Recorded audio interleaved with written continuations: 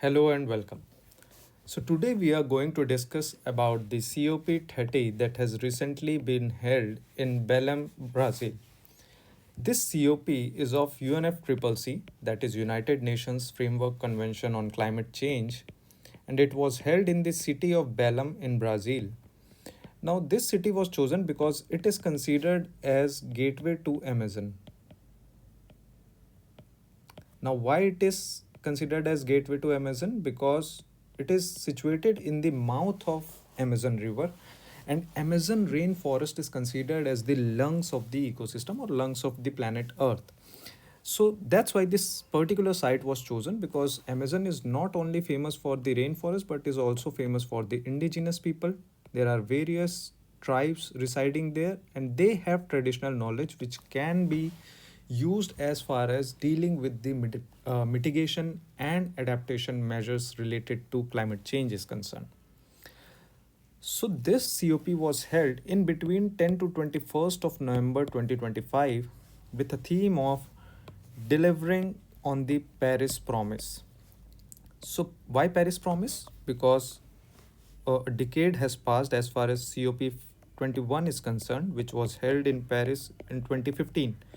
And there, various countries gave INDCs, intended nationally determined contributions, to basically have net zero emissions by 2050 or sooner. So, COP30 talks about various key objectives as far as dealing with the climate change is concerned. Now, let us look at one by one as far as the key objectives are concerned. So, firstly, if we talk about the energy and emissions, then definitely we need to do transition as far as green energy is concerned. We need to transit towards green energy. We need to phase out fossil fuels. And this is what particularly this first objective talks about, that we need to accelerate the equitable phase out of fossil fuels to achieve net zero emissions by 2050 or sooner. Now, here comes the catch, because as far as 2050 target is concerned, developed country has to phase out by 2030, whereas developing countries like India has to phase out by 2070. And we need to do transition towards renewable energy sources. Now you can link it with India only, that India in October 2024 achieved a milestone where India generated 200 gigawatt of renewable energy. And in July 2025, we crossed it to 227 gigawatt, around 227 gigawatt, which is around 50% of the total energy generation that happens in India. So this is what is being discussed in the COP30. Second objective was climate finance. Now when we talk about climate finance, here we need to talk about the mobilization of funds. So here, mobilize climate finance from developed to developing countries was the target to support the mitigation as well as adaptation efforts. Now these two words are different. Mitigation talks about the measures that can mitigate or that can stop what is happening at present, stop the nature of climate change. Whereas adaptation is, if climate change happens, how do we adapt to it? So these are two different kinds of efforts which we are going to take as far as the climate change is concerned. Here, they also talks about the support of nature positive projects, policies and practices with his investment of around 1.3 trillion dollar. Now this is a very huge amount. When we talk about 1.3 trillion dollar, this has to be corroborated, especially from the developed countries. And we need to address the loss and damage that is happening from climate change. Now loss and damage can be related to different aspects. For example, when we talk about pollution, you might be seeing the pollution of Delhi at present, that air pollution is happening. Okay, Delhi is under huge smog cover. So how to deal with that? There is a requirement of huge amount of funds to change the infrastructure. Now that fund will come from these climate finance. Similarly, when we talk about the adaptation and resilience, as far as the key objective is concerned, then we need to build climate resilient societies and health systems. And that's why there is a particular point related to the adoption of Belem Health Action Plan to build resilient health systems. Now, when it comes to health system, we need to again link it with One Health strategy. You might have heard about One Health strategy. Now, what is this One Health strategy? It basically talks about the human health, the environmental health, and the animal health. So, all these three are interlinked, and that's why we need to address all these three at once. Hence, we need to have One Health strategy. And this is what is being talked in Belem Health Action Plan as well. And here, we need to support indigenous people and local communities. That's why Belem was chosen, who are stewards of nature and on the front lines of climate change. We should address this scenario that this is very similar to the site of COP16 as well. COP16 of UNCBD was held in Cali, Colombia. There also the focus was on indigenous people and local community because they have traditional knowledge on dealing with climate change issues or the threat to biodiversity issues or the land degradation and desertification issue. So that's why this particular site was chosen. Also, if we look at the next objective, then it talks about land, food, and forests.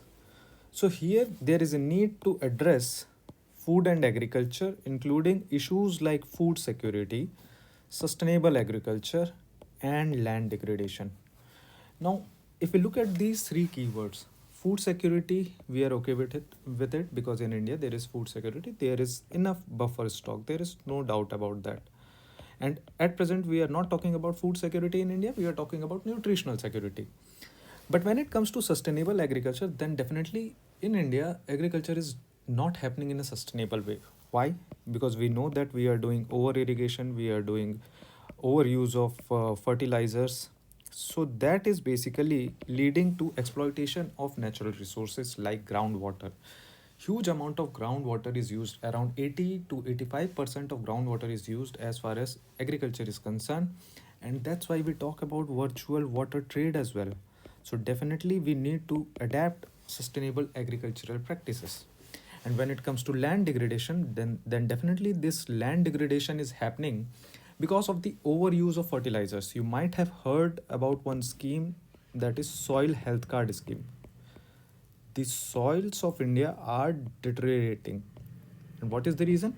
The overuse of pesticides, and chemical fertilizers. So we need to bring it to the 4:2:1 ratio of NPK.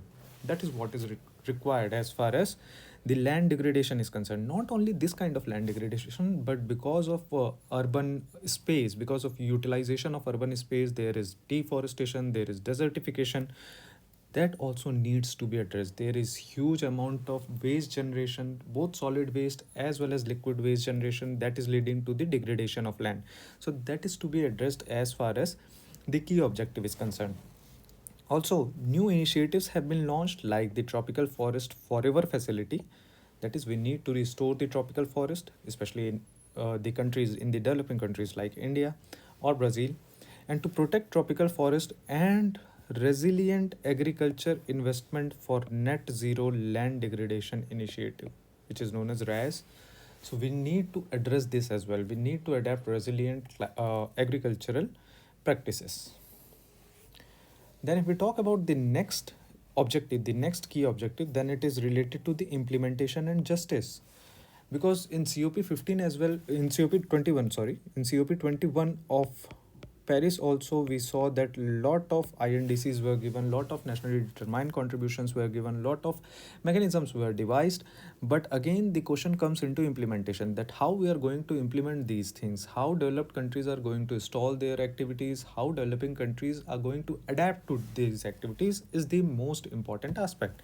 So here they talk about moving from plans to tangible climate outcomes and reignite a decade of delivery. Because we are talking about the outcomes. Earlier we were talking about the outlays. We were bringing the various plans that we are going to do this, we are going to do that. But when it comes to outcomes, then it is result oriented. We need to look at the result, that okay, our implementation is giving some kind of output now. Then we need to promote climate justice as well, because what happens when it comes to climate justice, equity, and structural inequalities, then it knows no bounds because it is related to gender, it is related to race, it is related to socio-economic status.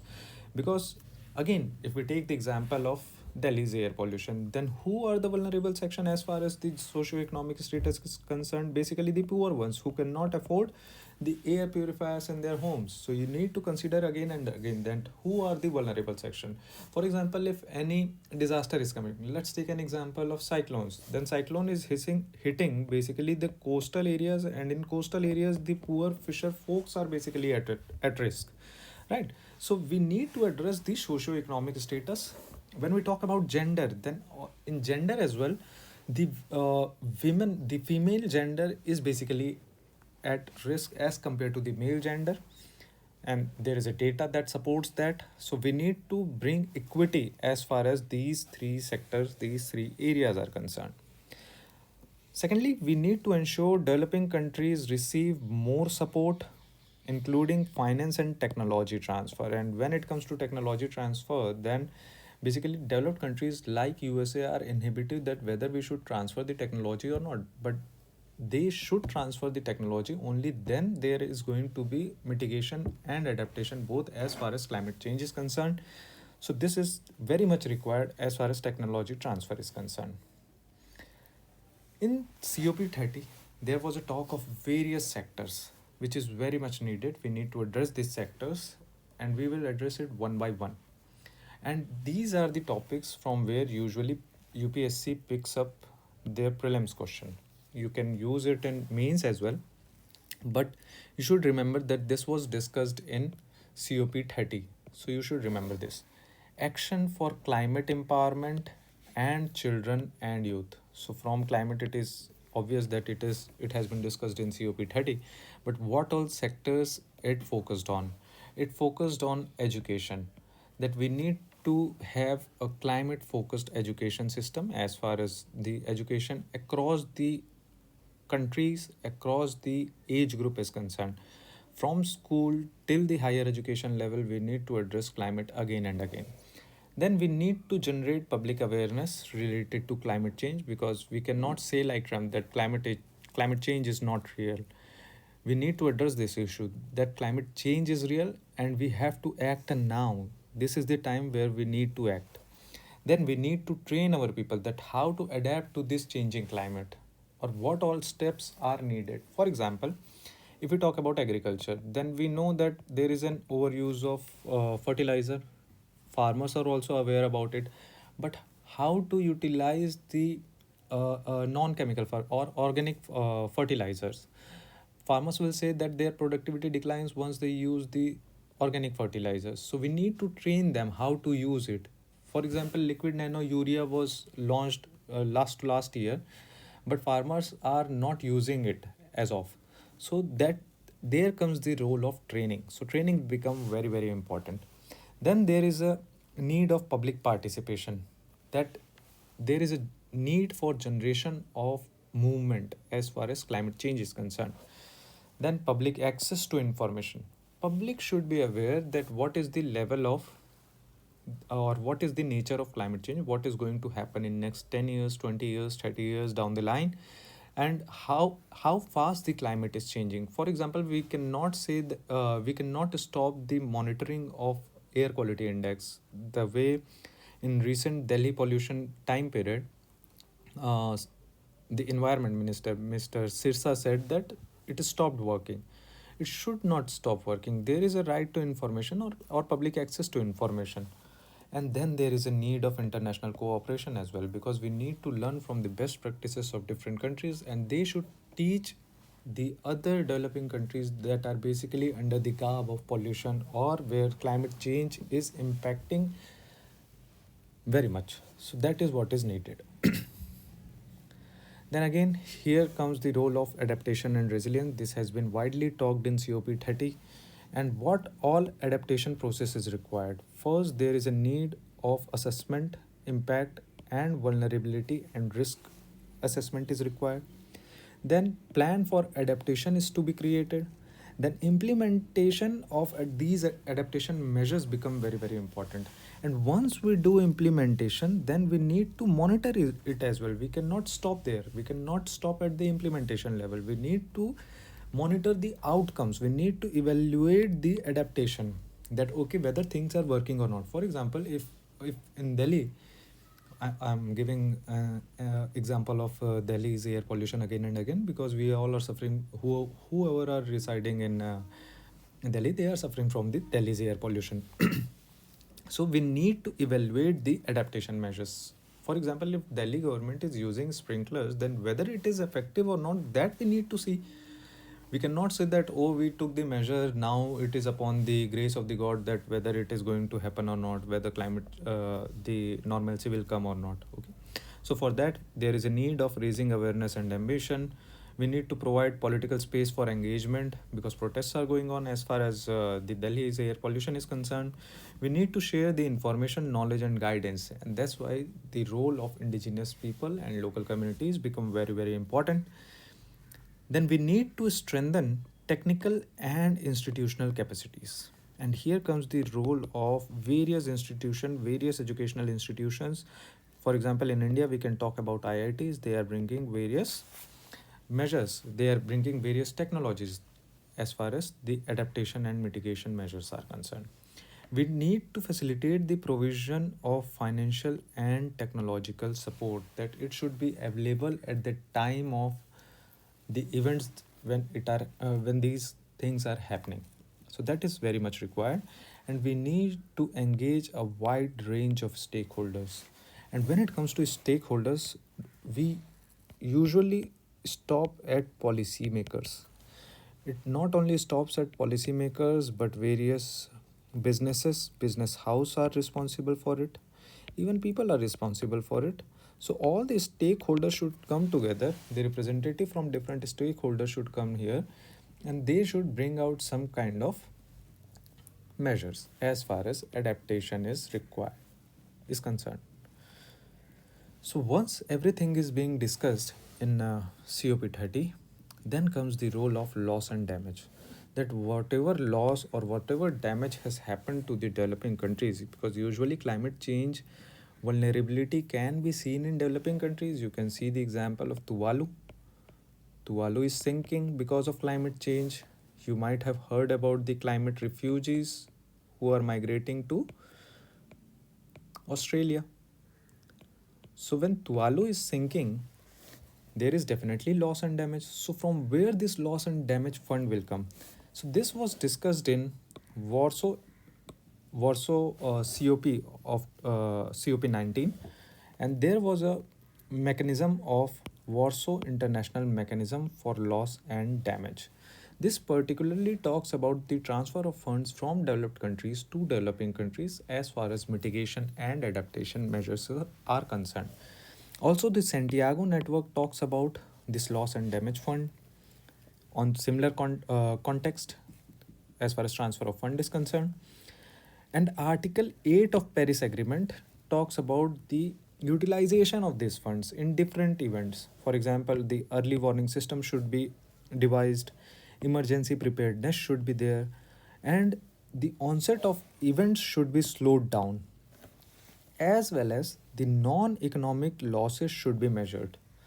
And events that may involve irreversible and permanent loss and damage should also be calculated, and for that the fund should be appropriated. This is what is required as far as loss and damage fund is concerned. Similarly, when we talk about climate finance, then you might have heard about the Paris climate deal, that every year $100 billion is going to be raised. In COP30 they talked about $1.3 trillion to be raised, because this is what is needed as far as the emission of fossil fuel is concerned, the reduction of emission of fossil fuel is concerned. So for that, huge amount of money is needed. So from where that money will come and where all it will be appropriated, that is the question. So there are different kinds of climate finance. It depends upon the geographical area. For example, north-south fund generation is there, north to south fund generation, south-south cooperation, and domestic fund generation. These terms are very much relevant as far as international relations is concerned. But from where the funds will be generated? These will be generated from both public areas, both by governments as well as private entities, like the big corporate houses, as well as the public private partnership. So that is what is needed. Now, what are the type of instrument that is being created as far as climate finance is concerned? So there are carbon market mechanism. We will look into these carbon market mechanism, which was basically discussed in Kyoto Protocol of COP3 of 1997. Similarly, if we, of 1995, sorry. Similarly, if we talk about the credits, then carbon credits are linked to carbon market mechanism. Then REDD plus, this is related to the desertification and deforestation and reduction of emission from desertification and deforestation. Then foreign direct investment, green bonds, capital markets, all these terms sound familiar if you look into the economic aspect. Also, there are public instruments like official development aid, grants, non concessional loans, then climate change policies and regulations, export credits, and again green bonds and capital markets. So, on this basis, there should be sector based division of fund such that whatever the most polluting sector is there the fund should be appropriated. For example, if we talk about fossil fuel, then definitely coal based thermal power plant is the major polluter. So we should basically appropriate these funds as far as conversion of use of fossil fuels into renewable energy is concerned. So on this basis, we can use our climate finance. But the major role comes from climate technology. So how to use the climate technology? Because whatever technology we are using, that should not generate more waste, that should help in reduction of waste, or that should help in waste management. This is what is required. So green technology should help in reduction of CO2 or carbon sequestration, and we should utilize the renewable energies like solars and windmills, and all our ecosystem, economic ecosystem should basically adapt to these technologies. For example, if we talk about food delivery system, imagine food delivery system using e-vehicle, e-scooters, and at the same time using some diesel vehicle. Which will be more polluting? The diesel vehicle, definitely. So in on this basis, e-vehicle should be, or these kind of technology, different kinds of lithium ion batteries or whatever cleaner technology we are devising should be utilized and should be integrated with the technology, with the economy. Also, there was one particular news which might be uh, important from prelims point of view. You should remember this: the climate week, because for the first time the climate week was celebrated, and Panama hosted the first climate week in 2025, which took place from 19th to 23rd of May in Panama City. And this climate week will be held twice a year in different regions, maintaining a global focus on scope and participation. So climate week becomes very very important, where we will talk about or we will discuss, the whole public will discuss the major outlays that we are devising, and what are the outcomes as far as various implementation measures are concerned. This is a photograph from the UNFCCC COP site as well.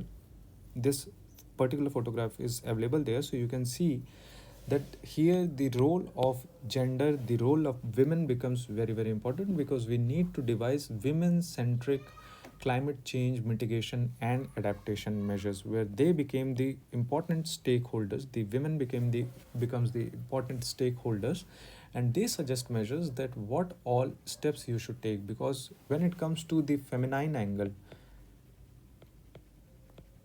then it is about care, both the care of ecology, the mother earth, as well as the care of the family system. So various things are included as far as gender is concerned, and it has been discussed in various other platforms of CBD, CCD, as well as triple C, UNFCCC. So all this basically tries to incorporate the gender sensitiveness as far as the mitigation measure is concerned. Similarly, there was one news related to global stock take. When it comes to UNFCCC, you should remember the global stock take because this becomes very, very important. So first global stock take happened in 2023, and it was about the political outcome. Why in 2023? Because from 2018 we the Paris climate deal or the COP21 uh, implementation happened. So after 5 years of implementation, what were the results? That was to be basically calculated in the first global stock take. So it talked about the political outcome, and it implement the responses to the GST outcomes to increase ambition of parties and non-party stakeholders. This is what it talks about. Also, there was one biennial transparency report. This was published in 2024. Then it talks about the nationally determined contributions in 2024 and 25. This is basically each and every country give its contribution that how they are going to achieve net zero emissions. So countries like India will achieve net zero emission by 2070. So in 2024, parties start preparing their next NDC, taking into account outcomes of the first GST. Because if suppose in global stock take we saw in the first global stock take that now there is a need of further aggravated steps. So definitely we will increase our NDC's contribution, right? So that's how the NDCs were based on this stock take, and NDCs to be communicated in first quarter of 2025. They were communicated during this time period only.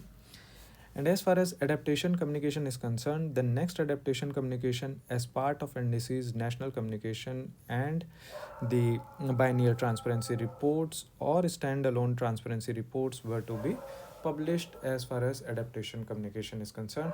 And revised guidance on adaptation communication was published in 2025. So you should remember these things related to UNFCCC. Also, there was a talk of United Nations Climate Change Global Innovation Hub. Now, innovation is the key when it comes to the technology because technology is based upon innovation and it is based upon R&D, research and development, and hence we need to have an innovative way while dealing with the problem. And solving the problem is not the only concern. We need to have it in a different manner. We need to address it in a different manner. For example, here UNFCCC itself gives an example that building better cars will do what? They will reduce the emissions. They will, from the inefficient combustion cars to EV cars. This will reduce the emission, no doubt. This is problem oriented approach that for one polluting car we are moving to the non polluting car.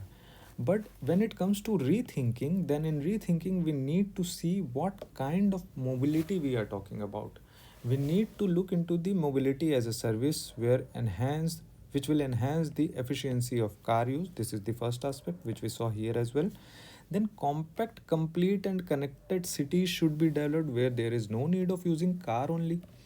And also telecommuting, tele-education, telehealth, online shopping, online banking should be preferred. These kind of innovative scenarios should be incorporated such that it will reduce the carbon footprint. So this becomes very, very important, and hence it is termed as solution oriented approaches, which basically incorporates different kind of sustainable development goals that are being there.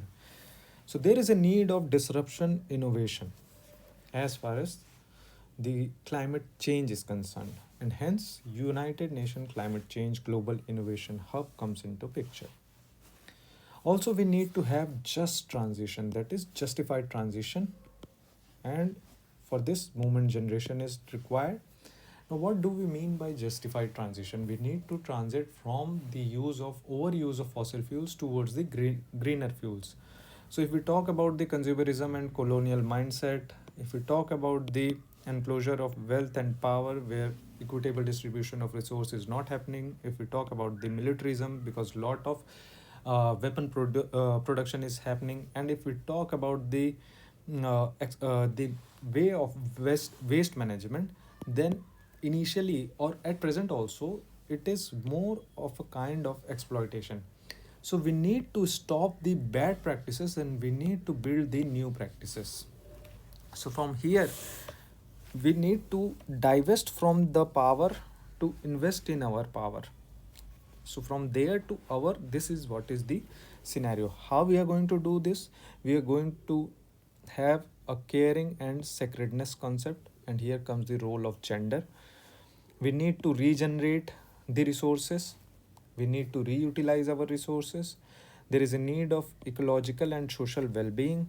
There is a need of better governance, deeper democracy, and there is a need of cooperation among different stakeholders, especially the uh, the stakeholders that is focused on the people or the common public.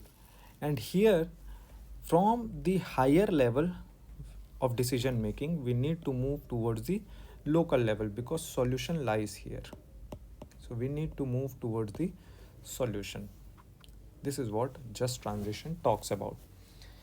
Then when it comes to land usage, then definitely the ill use of land or the bad use of land produces more pollution. It exploits more as far as resources are concerned. So in Sharm el Sheikh, joint work on implementation of climate action on agriculture and food security was discussed, because agriculture and food security also generate huge amount of pollution. So we need to talk about the climate resilient agriculture, which we already saw. This is what is needed.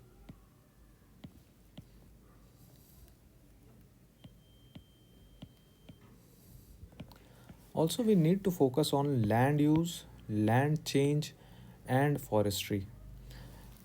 For example, if we take an example, then there is a land in Bihar and there is a land in Bengal, agricultural land. Now, in Bengal, the cropping intensity is around 194%, whereas in Bihar, the cropping intensity is around 146%. So, definitely in Bihar, there is a scope of increasing the land use, and also we can change the nature of land use. If in both the states the similar nature of practices are happening, we can change the land use because we can choose different types of crops. Here we can take another example of Punjab, that Punjab's climate is suitable for cultivation of wheat, but their rice is grown, whereas the climate of Bengal and Bihar is suitable for rice cultivation. Now, when Punjab is growing rice, it is utilizing huge amount of groundwater, that is leading to both salinization as well as overuse of groundwater. So we need to change that aspect. Also, as far as forestry is concerned, then if you look into the ISFR 2023 or the other previous reports, ISFR is basically India State of Forest Report, which is a biennial report, and it talks about the various changes in different types of forest. For example, dense forest, very dense forest, moderate forest, and open forest, as well as the tree cover. So if we look into this report, then it says that definitely the forest cover is changing for a better. The forest cover is increasing. At present, forest and tree cover is around 25%, which is a good sign, and our target is to move towards the 33%, because forests are important as far as carbon sequestration is concerned. So for carbon sequestration, forestry is important. So definitely land use talks about this. Also, it talks about reducing emissions from deforestation and forest degradation in developing countries. This is REDD plus, and this becomes very important as far as land use changes are concerned. All this has been talked in COP 30 only. If you look into the website of UNFCCC for this year, then you will see all these things mentioned in that particular website. You should look into the website as well. Then it talks about the local communities and indigenous peoples platform. Now, on one side, this was the image from that particular website, that there should be participation of local communities and indigenous people. Whereas on the other side, you can see the image from the Guardian, that the indigenous community or the indigenous people are protesting at the site of Belem itself, where the event was happening, because they wanted to talk to the Brazilian president Lula de Silva, and they were not able to meet him. They were saying that he is not listening to our concerns and he is not listening to what we are going to offer. So there is a disorientation as far as this particular scenario is concerned. So you should look into the news closely as far as climate change is concerned. Now, if we talk about the market and non-market mechanisms, this has been in talk since the Kyoto Protocol, since last 2 to 3 decades, but it has limitations as far as its implementation is concerned. So, what are the market mechanism? So basically, different articles of Paris Agreement also talks about this. Article 6.2 talks about the market mechanism. Article 6.4 talks about the market and non-market mechanism, and Article 6.8 talks about the non-market mechanism. This is related to the financial support from one country to another country, from the host country to the buyer country or the buyer entity. This we will look separately. Then this also talks about science for climate action. Now, what is science for climate action? Science for climate action is a joint initiative. It is a joint initiative of World Meteorological Organization and the IPCC, WMO and IPCC. You should remember these two organizations because usually these organizations comes in prelims. With the support of the Mary Foundation, which is a philanthropy Cortes Solari, and University Côte d'Azur. So these are the basically institutions that works as far as science for climate action is concerned, because science is important when it comes to looking into the changes, how fast the changes are happening as far as climate change is concerned, because these are the data that has been mentioned in the scienceforclimateaction.org website, that 2024 was the warmest year on record as far as the sources from WMO is concerned, and it has reached to 1.55 degrees Celsius above the pre-industrial baseline. This was our target as far as COP21 is concerned, because in Paris we said that we need to stop the uh, uh, rising temperature to 1.5 degrees Celsius above pre-industrial level by the end of the century. That has already happened in by the end of 2024. And it also said that Mediterranean and the Amazon are highly vulnerable region. You might have read this concept in uh, environment, that greater the biodiversity, less is the vulnerability. But in this case, Mediterranean and Amazon are highly vulnerable regions. So, what initiatives have been taken as far as climate action is concerned? So, entertainment and culture for climate action in different industries were talked about. For example, in fashion industry, a fashion industry charter for climate action was taken, because this is also one industry which generates huge amount of waste. There is another industry, textile industry. This also generates huge amount of waste. So definitely both environment, entertainment and culture section can address these kind of climate action. Then sports is a best way of communication as far as climate action is concerned. And for the first time, a city was designated the first accelerator city for climate action. That was the city of Liverpool. So you should remember that city of Liverpool in United Kingdom was basically designated as the first accelerator city for climate action. Now quickly let us look into the UNFCCC history. So UNFCCC basically emerges from the United Nations Conference on Environment and Development that happened in Rio de Janeiro in between 3rd to 14th of June 1992. So from here, three bodies emerged: UNFCCC, UNCBD, and UNCCD. CBD is Combat United Nations Convention on Biodiversity, and United Nations Convention to Combat Desertification is CCD. So these three bodies emerged, which are also termed as Rio Trio. Okay, CCD, CBD, and UNFCCC. So So this is also considered as Rio Trio. You can use this in mains.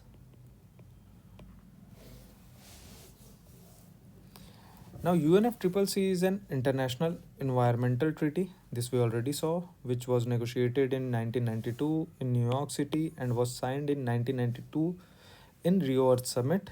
It has 198 parties.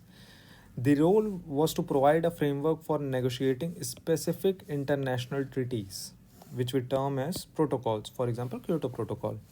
And this aims to set binding limits on greenhouse gas emissions. UNFCCC itself is not binding, but it sets binding limits. Now, what will happen if someone is not following the binding limits? We will see what will happen. Okay. Now, what is the objective? Objective is to stabilize greenhouse gas concentrations in the atmosphere at a level that would prevent dangerous consequences, because we saw that there are dangerous consequences as far as climate change is concerned. Now, as far as legal effect is concerned, it is not binding, legally not binding. We already saw, although Kyoto Protocol has binding limitation targets, Kyoto Protocol is legally binding, but UNFCCC overall is not legally binding.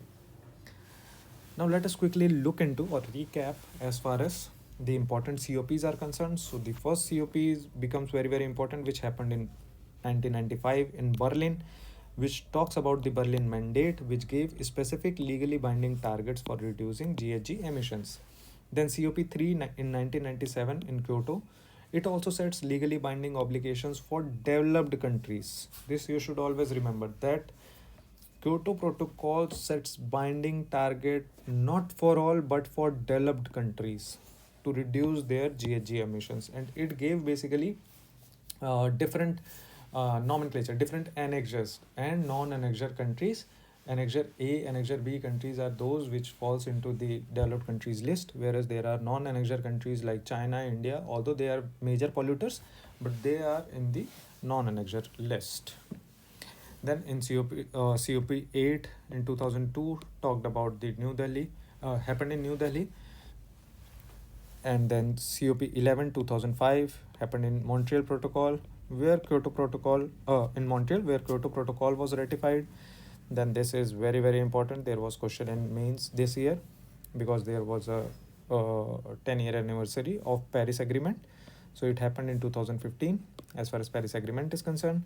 Then COP 27 2022 was held in Sharm el Sheikh in Egypt. And there we saw the action plan as far as agriculture is concerned in related to Sharm el Sheikh. Now, if we talk about the Kyoto Protocol, then this was adopted in Kyoto in Japan in 1997 and it came into force in 2005.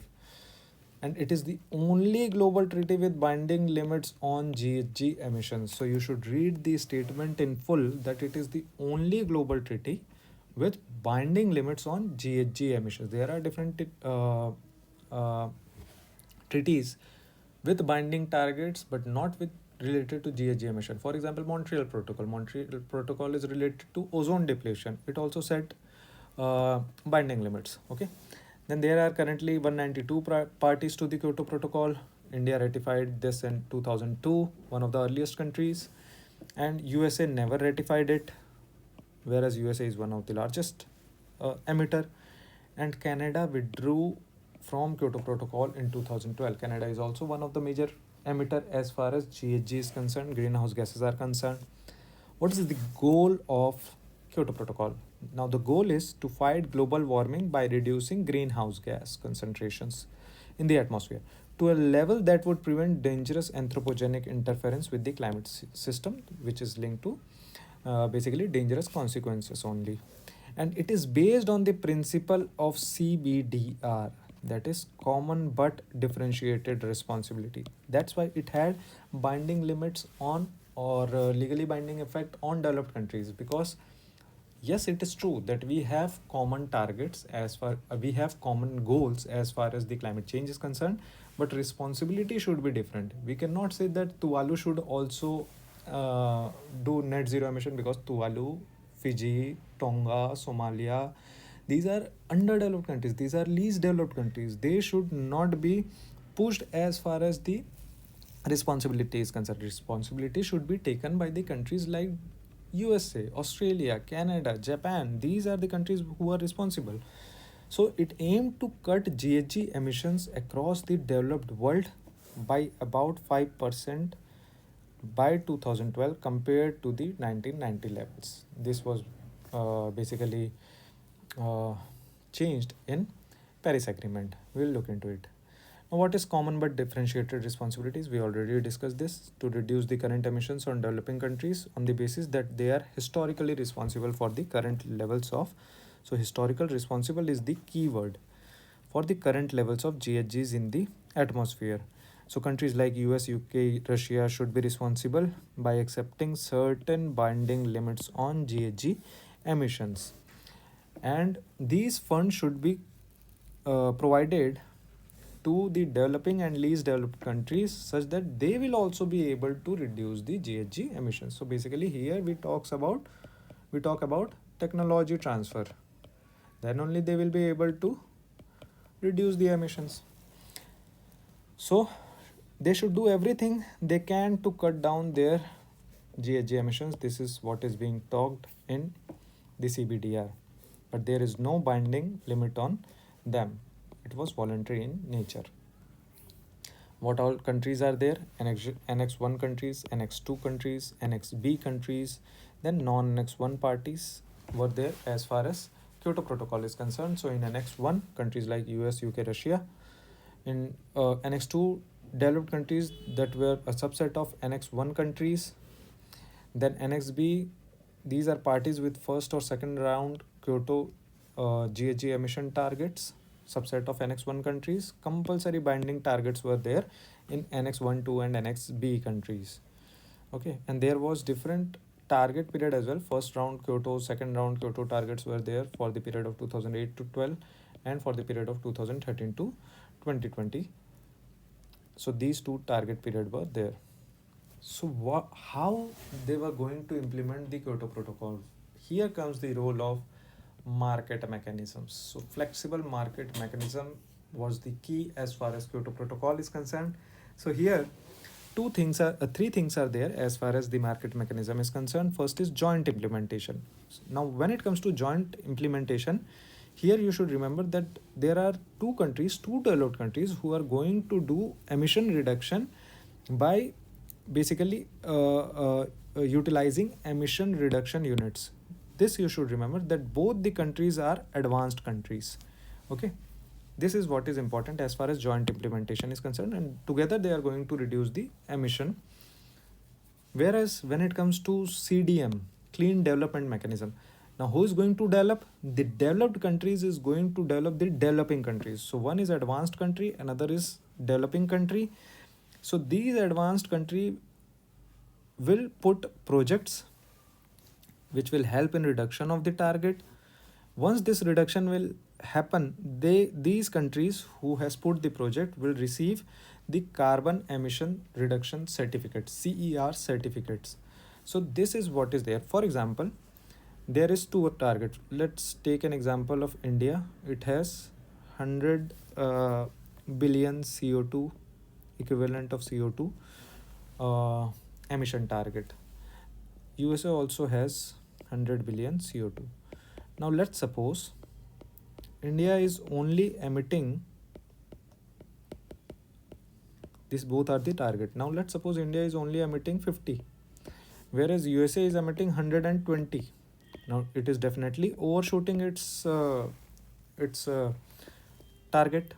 So how it is going to cope with this target? Because there is binding limit. So they will purchase 20 billion ton CO2 equivalent from India in terms of CER, carbon emission certificate, by putting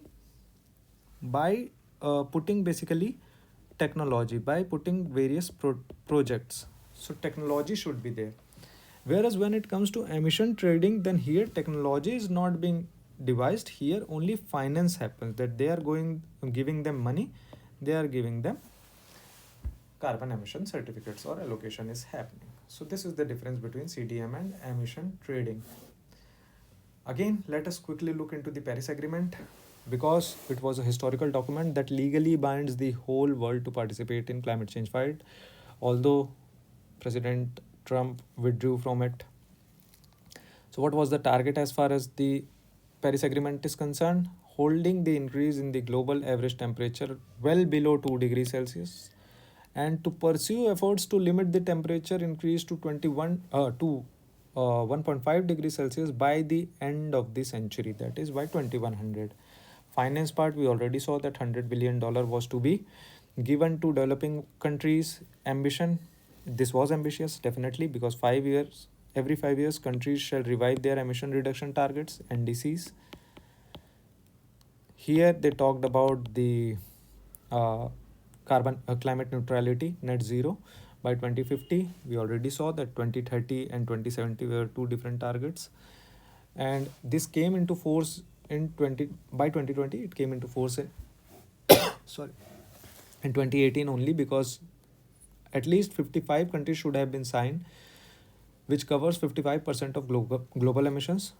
So this happened earlier only.